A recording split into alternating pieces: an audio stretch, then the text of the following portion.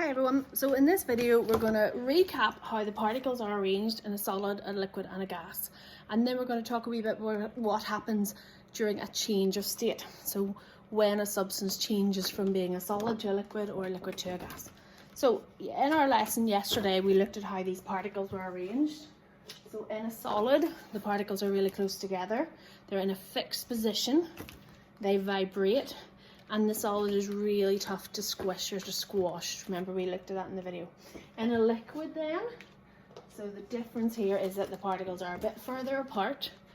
They can move over each other, but there's still that force of attraction between them. They still can't go very far because they're still held together, and that's the reason why that you can't squash the liquid. Remember the video with the bottle of liquid that you can't squash.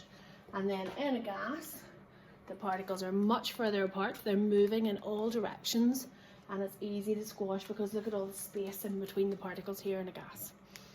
So think about everyday examples of when things happen when a solid changes into a liquid.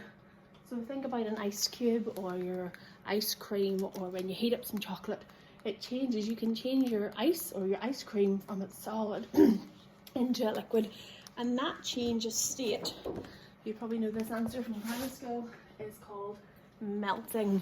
Okay, hopefully you can see that in the video and it's not reflecting in the light. It says melting on it. When then we heat up a liquid, so we heat up a liquid until it changes into a gas. So think about boiling water. The water will heat up until it turns into steam or a vapor. That's called evaporation.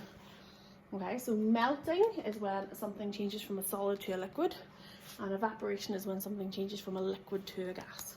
And they all involve heating something up or adding energy to it to get it to happen. So we can do it the reverse way, so we can go from a gas to a liquid. We can cool down a gas and it will change into a liquid. So think about whenever you get out of the shower, you can maybe see on the mirror, at the surface of the mirror, or on a frosty morning, maybe the inside of the car window has some condensation on it.